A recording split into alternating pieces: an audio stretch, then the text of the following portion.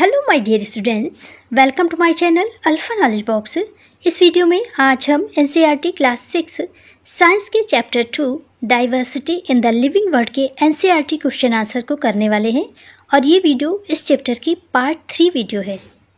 Chapter 2 के extra question answer को मैंने पार्ट 1 और पार्ट 2 में डिस्कस किया है। अगर अभी तक आपने इन वीडियोज़ को नहीं देखा है तो इन दोनों वीडियोज़ की लिंक आपको इसी वीडियो के डिस्क्रिप्शन बॉक्स में मिल जाएगी या फिर चैनल के प्लेलिस्ट साइंस क्लास 6 से आप इन वीडियोस को देख सकते हैं। चलिए एक्सरसाइज को स्टार्ट करते हैं। Let us enhance our learning. अपनी लर्निंग को और अधिक बढ़ाइए। पहला क्वेश्चन है, here are 2 types of seeds. यहाँ पे 2 तरह की सीड्स दी हुई हैं, बीज दिए हुए हैं। What differences do you find among the roots and leaf venation of their plants. इनके प्लांट्स में जो रूट्स होती है उनमें क्या डिफरेंसेस हैं और लीफ वेनेशन में क्या डिफरेंसेस हैं। Difference between roots and leaf venation of plant. अगर आप टाइप्स ऑफ रूट या लीफ वेनेशन को अच्छी तरह से समझना चाहते हैं तो इस चैप्टर की पार्ट 1 और पार्ट 2 वीडियो को अवश्य देखिए। जनरली रूट 2 टाइप्स की होती हैं, टैप रूट और फाइब्रस रूट, और वेनेशन भी 2 टाइप के होते हैं, रेटिकुलेट वेनेशन और पैरेलल वेनेशन। चलिए वीट में देखते हैं कि रूट किस तरह की होती है और वेनेशन किस तरह का होता है। Wheat root are fibrous. Fibrous का मतलब है कि इसके बेस से इस तरह से फाइबर के फॉर्म में रूट्स निकली हुई हों। This type of root system consist of many thin branched roots that extend from the base of the stem. Wheat में फाइब्रस टाइप की रूट होती हैं, इस तरह से बेस से निकली हुई होती हैं, थिन होती हैं और बहुत सारी इसमें इस तरह से ब्रांचेस होती हैं। Leaf venation. Wheat leaves have parallel venation. In this pattern the veins run parallel to each other along the length of the leaf. For example, ये इस तरह की कोई लीफ है तो इसके अंदर ये मिड रिब होगी और इस तरह से वेन्स होगी। इन वेन्स का जो स्ट्रक्चर होता है उसे लीफ वेनेशन बोलते हैं। कुछ लीफ में ये नेट की तरह, जाल की तरह फैला हुआ होता है और कुछ में इस तरह से एक दूसरे के पैरेलल होता है। जब ये इस तरह से पैरेलल होता है तो इसे पैरेलल वेनेशन कहते हैं। यहाँ पर देखिए वीट में इस तरह से आपको वेन्स का स्ट्रक्चर दिखाई दे रहा होगा, इसलिए यहाँ पर पैरेलल वेनेशन है। नेट जैसा वेनेशन रेटिकुलेट वेनेशन कहलाता है। सेकेंड सीड है किडनी बीन्स अर्थात राजमा। इसके रूट की बात करते हैं। Kidney beans plant has a tap root. Tap root का मतलब है इस तरह से मेन रूट बीज से निकली हुई होनी चाहिए। which grow vertically downward and smaller roots emerge from it. यहाँ पर देखिए एक सिंगल रूट इस तरह से सीड से निकल रही है और नीचे वर्टिकली डाउनवर्ड ग्रो हो रही है।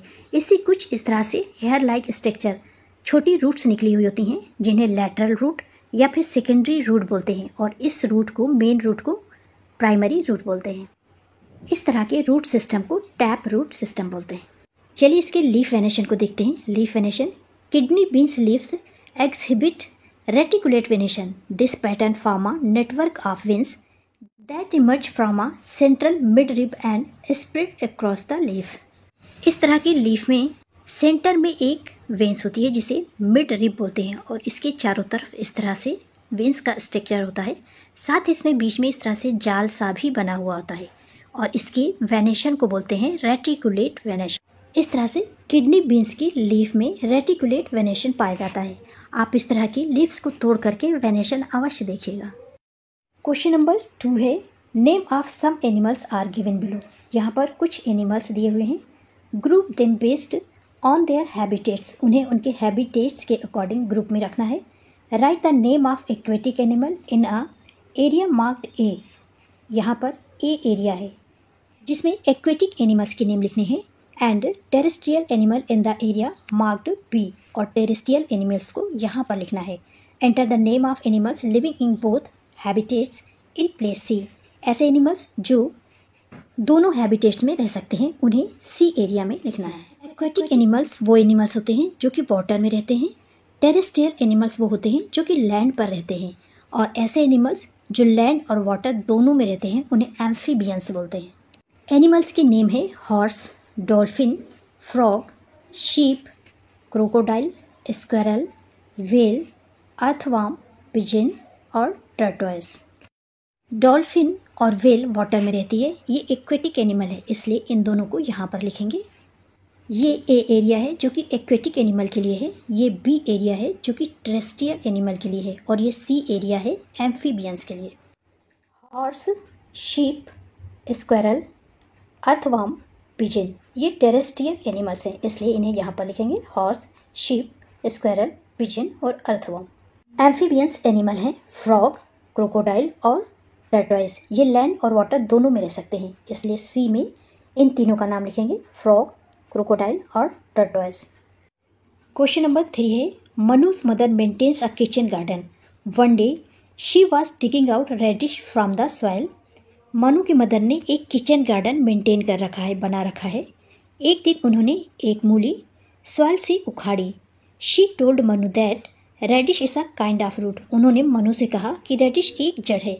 Examine a radish and write what type of root it is. Examine करिए रेडिश को और ये लिखिए कि किस तरह की रूट है। What type of venation would you observe in the leaves of radish plants. और ये भी ऑब्जर्व करिए कि रेडिश की लीफ में किस तरह का लीफ वेनेशन है।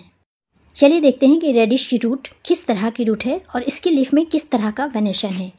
Root, a radish root is an example of tap root system that grows vertically downward.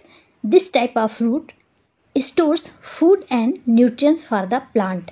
ये रेडिश है और ये टैप रूट टाइप की रूट है। अगर आप इसे ध्यान से देखें तो इसमें छोटी छोटी सी रूट भी आपको निकलती हुई दिखाई देगी। ये वर्टिकली नीचे की ओर ग्रो होती है। ये प्लांट के लिए फूड और न्यूट्रिएंट्स स्टोर करने का काम करती है। चलिए देखते हैं कि इसकी लीफ में वेनेशन कैसा होता है। The leaves of a radish plant exhibit reticulate venation in this type of venation. The veins form a network like pattern on the leaf with smaller veins branching off from the main vein. ये radish की leaves हैं, इसमें बीच में इस तरह से centre में एक वेन्स जाती है, मेन वेन्स, जिसे मिड रिब बोलते हैं, और इसके साइड में बहुत सारी ब्रांचेस होती हैं। इसके अंदर नेटवर्क की तरह जाल जैसा स्ट्रक्चर बना होता है। इस तरह के वेनेशन को रेटिकुलेट वेनेशन कहते हैं। रेडिश में रेटिकुलेट वेनेशन होता है। क्वेश्चन नंबर 4 है, look at the image of a mountain goat and the goat found in the plains. Point out the similarities and differences between them. What are the reasons for these differences? यहाँ पर दो images दी हुई हैं, एक mountain goat की है और एक प्लेन में रहने वाली गोट की है। इन दोनों में क्या डिफरेंसेस है और क्या सिमिलरिटीज़ है, ये डिफरेंसेस क्यों हैं? चलिए देखते हैं दोनों गोट्स में क्या सिमिलरिटीज़ हैं और क्या डिफरेंसेस हैं। सबसे पहले सिमिलरिटीज़ की बात करेंगे। फर्स्ट सिमिलरिटी है, both are goats and belongs to the same family. दोनों गोट्स हैं और एक ही फैमिली को बिलोंग करती हैं। सेकेंड है, both are herbivorous and eats plants. दोनों हार्बीवोरस है अर्थात प्लांट्स या पेड़ पौधों को खाती हैं। Both have hoofs and horns. दोनों के हूप्स होते हैं अर्थात खुर होते हैं और दोनों की सींगें होती हैं। चलिए दोनों में डिफरेंस देखते हैं। पहला डिफरेंस है, has thick long fur to protect against cold mountain temperature. इसमें है has shorter fur suited for warmer climates. Mountain goat की बॉडी में फर थिक और लॉन्ग होते हैं, जिससे ये माउंटेन के टेम्परेचर को, जहाँ बहुत कम टेम्परेचर होता है, उसे मेंटेन कर सके, अपनी बॉडी को प्रोटेक्ट कर सके। और यहाँ का प्लेन का टेम्परेचर काफ़ी हॉट होता है, जिसके कारण इसकी बॉडी पर शॉर्ट हेयर्स होते हैं, फर्स होते हैं। सेकेंड डिफरेंस है, specialized hoofs with a rough texture for better grip on rocky surface. ये माउंटेन में पहाड़ों पर रहती है, इसलिए इसके हूफ्स जो होते हैं उसकी सरफेस रफ होती है, जिससे ये पहाड़ों पर, चट्टानों पर ग्रिप बना सके। प्लेन गोट्स में hoofs more suited for walking on flat grassy lands. इसके हूफ्स रफ नहीं होते क्योंकि ये ग्रॉस पर या फिर प्लेन पर चलती है। तीसरा डिफरेंस है, often have curved shape horns for defence. इसकी सींगें मुड़ी हुई कर्व होती हैं, जिससे ये सामने वाले दुश्मन को आसानी से डिफेंस कर सके, हरा सके। Horns can vary but are usually less pronounced than mountain goats. इसकी हॉर्न्स, इसकी सींगें अलग अलग होती हैं, लेकिन माउंटेन गोट की तरह ये कर्व्ड नहीं होती हैं। क्वेश्चन नंबर 5 है, group the following animals into 2 groups based on any features other than those discussed in the chapter. Cow, crocodile, pigeon, bat, tortoise, whale, fish, grasshopper और लिजार्ड। नीचे दिए हुए एनिमल्स को इनके फीचर के अकॉर्डिंग 2 ग्रुप में divide करिए, बांटिए, या फिर आपने चैप्टर में जो भी पढ़ा है उसके अकॉर्डिंग इन्हें 2 ग्रुप्स में डिवाइड करिए। बुक में टेरेस्ट्रियल और एक्वेटिक हैबिटेट की बात की गई है। चलिए इसी में इन्हें डिवाइड करते हैं। काऊ टेरेस्ट्रियल है, क्रोकोडाइल टेरेस्ट्रियल है, pigeon, bat, tortoise, grasshopper और लिजार्ड ये सभी टेरेस्ट्रियल एनिमल्स हैं। और एक्वेटिक एनिमल्स हैं व्हेल और fish. Question number 6, as the population grows and people want more comfortable lives, forests are being cut down to meet various needs. How can this affect our surroundings? How do you think we can address this challenge? जैसे जैसे population जनसंख्या बढ़ रही है वैसे वैसे लोग ज़्यादा आरामदायक ज़िंदगी जीना चाहते हैं। इसके लिए वो अपनी नीड को फुलफिल करने के लिए, आवश्यकताओं को पूरा करने के लिए जंगल को काटते जा रहे हैं। हमारे सराउंडिंग पर इसका क्या इफ़ेक्ट हो रहा है, आप इसे किस तरह से चैलेंज करेंगे? पहला इफेक्ट हो जाएगा, many species lose their habitats leading to a decrease in biodiversity. Trees play an important role in the water cycle. इसका पहला इफेक्ट ये है कि बहुत सारी स्पीशीज़ के हैबिटेट यानी रहने की जगह ही ख़त्म हो रही है। इससे बायोडाइवर्सिटी भी डिक्रीज़ हो रही है, कम हो रही है। और वाटर साइकिल पर भी इसका इफेक्ट पड़ रहा है क्योंकि ट्री इम्पॉर्टेंट रोल अदा करते हैं वाटर साइकिल पर। सेकेंड इफेक्ट है, trees absorb carbon dioxide, cutting them down increases the concentration of green house gases which also increases the global warming. पेड़ कार्बन डाइऑक्साइड को एब्जॉर्ब करने का काम करते हैं और पेड़ों के कटने से ग्रीन हाउस गैसेज का कंसंट्रेशन इंक्रीज हो रहा है। ग्रीन हाउस गैसेज बढ़ रही हैं जिससे ग्लोबल वार्मिंग भी बढ़ेगी, इंक्रीज होगी। तीसरा इफेक्ट है, trees hold soil together. Soil को ट्रीज एक साथ बांध के रखने का काम करती हैं। Without them soil becomes loose and prone to erosion. बिना ट्रीज के सॉइल का इरोशन बढ़ जाएगा क्योंकि इस केस में सॉइल लूज हो जाती है। इस तरह से पेड़ों की कटिंग से हमारे सराउंडिंग में बहुत सारे इफेक्ट पड़ते हैं। एड्रेसिंग द चैलेंज, इसके लिए आप क्या कर सकते हैं? पहला, planting new trees to replace those that have been cut down. जिन ट्रीज़ को काट दिया गया है उसकी जगह पर दूसरे प्लांट लगाइए, ट्रीज़ लगाइए। Second, ensuring that logging is done in a way that does not harm the ecosystem. पेड़ों की कटाई इस तरह से होनी चाहिए कि इस बात की श्योरिटी हो कि इकोसिस्टम किसी तरह से इफेक्टेड ना हो, किसी तरह से उसे नुकसान ना हो। तीसरा है, establishing more national parks and wild life sanctuaries to protect forest. Forest को प्रोटेक्ट करने के लिए ज़्यादा से ज़्यादा नेशनल पार्क और वाइल्ड लाइफ सेंचुरीज बनाना चाहिए। फोर्थ है, implementing and enforcing laws that prevent illegal logging and deforestation. Forest के लिए जो भी लॉज है उनको इस तरह से इम्प्लीमेंट करना चाहिए जिससे इनलीगल लॉगिंग और डिफॉरेस्टेशन को प्रिवेंट किया जा सके, रोका जा सके। क्वेश्चन नंबर 7 है, analyse the flow chart, what can be examples of A and B. दिए गए फ्लो चार्ट को एनालाइज करिए, समझिए और ये बताइए ए किसके लिए बना हुआ है और बी किसके लिए बना हुआ है। ए किसका एग्जाम्पल है और बी किसका एग्जाम्पल है। फर्स्ट स्टेप में लिखा हुआ है प्लांट। यस, अगर ये प्लांट है तो डज इट हैव लीव्स, क्या इसमें लीव्स हैं, पत्तियां हैं। यस, अगर पत्तियां हैं तो does it have reticulate venation, क्या इन पत्तियों में रेटिकुलेट वेनेशन है। 2 ऑप्शन होंगे, नो। अगर यस है तो इसका मतलब है कि इसकी लीफ में रेटिकुलेट वेनेशन है, यहाँ पर एग्जाम्पल लिखना है। अगर नो है तो इसका मतलब है कि यहाँ पर जो भी प्लांट है उसमें पैरेलल वेनेशन है, उसके एग्जाम्पल्स लिखने हैं। आप इस तरह से इसे कंप्लीट करेंगे। Plant, yes, does it have leaves, yes, does it have reticulate venation, yes, these are plants that have reticulate venation in their leaves. Examples, mango, hibiscus, rose. और यहाँ पर नो होगा तो आप लिखेंगे these are plants that have parallel venation in their leaves. Examples, wheat, maize और grass.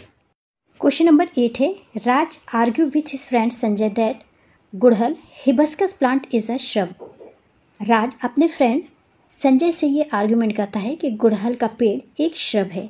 What question can Sanjay ask for clarification. Sanjay किस तरह के क्वेश्चन पूछेगा ये क्लियर करने के लिए कि गुड़हल का पेड़ एक श्रब है।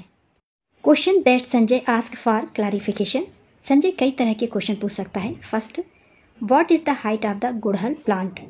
गुड़हल are typically medium sized plant. हो सकता है उसे ये आंसर मिले। दूसरा क्वेश्चन वो पूछ सकता है, इस गुड़हल स्टेम सॉफ्ट और थिक? गुड़हल का स्टेम सॉफ्ट और थिक होता है। Hard but not very thick stem, ये आंसर मिल सकता है। तीसरा question, how do the branches of the गुड़हल प्लांट अपेयर्स? गुड़हल के प्लांट की ब्रांचेस कहाँ से अपेयर होती निकलती हैं? ब्रांचेस ऑफ गुड़हल appears close to the ground. और नेक्स्ट क्वेश्चन पूछ सकता है, इस गुड़हल इज अ हर्ब प्लांट? क्या गुड़हल हर्ब प्लांट है?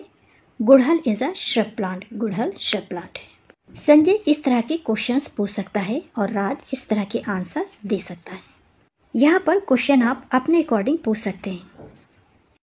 क्वेश्चन नंबर 9 है, based on the information in the table. Table में कुछ इंफॉर्मेशन दी हुई है। Find out examples of these plants for each group.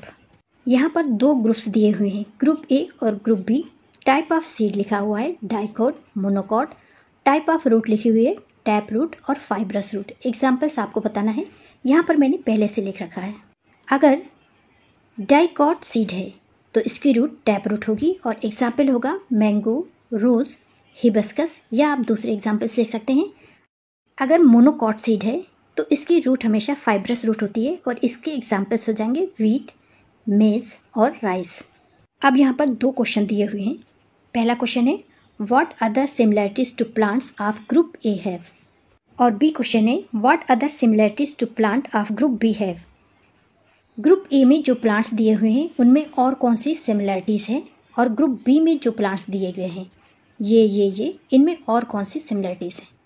चलिए ए में सिमिलैरिटीज़ देखते हैं। Similarities of plant in group A. Plant in group A dicot, plant dicot है। Typically have leaves with reticulate venation, इसकी लीफ में venation reticulate होगा और root tap root होगी। Similarities of plant in group B. Plant in group B monocots, B group में दिए हुए plants monocots हैं। Generally have leaves with parallel venation, इनकी लीफ में पैरेलल वेनेशन होगा और रूट हमेशा फाइब्रस रूट होगी। Question number 10, this is the last question of the chapter. Observe the labelled part of a duck in the picture given below. What differences do you observe in the feet of the duck compared to the other birds? Which activity would the duck be able to perform using these parts? इस picture में duck है और ये है pigeon. यहाँ पर कोई भी और बर्ड हो सकती है। डक के फीट में और अदर बर्ड्स के फीट में क्या डिफरेंस है ये देखिए। इसके पैरों में इस तरह से वेव्ड बने हुए हैं और अदर बर्ड्स की पाँव में, पैर में इस तरह के कोई वेव्ड नहीं होते हैं। वेव्ड फीट होने के कारण ये कौन कौन सी एक्टिविटी को परफॉर्म कर सकती है। चलिए डिफरेंसेस को देखते हैं। Differences in the feet, duck has waived feet, duck में वेव्ड फीट होते हैं, जबकि पिजन में does not have waived feet, इसमें वेव्ड फीट नहीं होते हैं। हैज़ रेगुलर बर्ड फीट, जिस तरह से सामान्य बर्ड के फीट होते हैं उसी तरह से पिजन के भी फीट होते हैं। विथ सेपरेट टोज, इसमें उंगलियां अलग अलग होती हैं। बतख के वेब्ड फीट, जालदार फीट, उसे पानी में चलने में या तैरने में एफिशिएंसी प्रदान करते हैं। गीली जगहों पर या मडी जगहों पर चलने में स्थिरता प्रदान करते हैं और उसे डूबने नहीं देते। चैप्टर के लास्ट में है लर्निंग फर्दर, इसे आपको रीड करना है और इंटरेस्ट है तो इसे करना है या पढ़ना है। This is the end of video. Thanks for watching.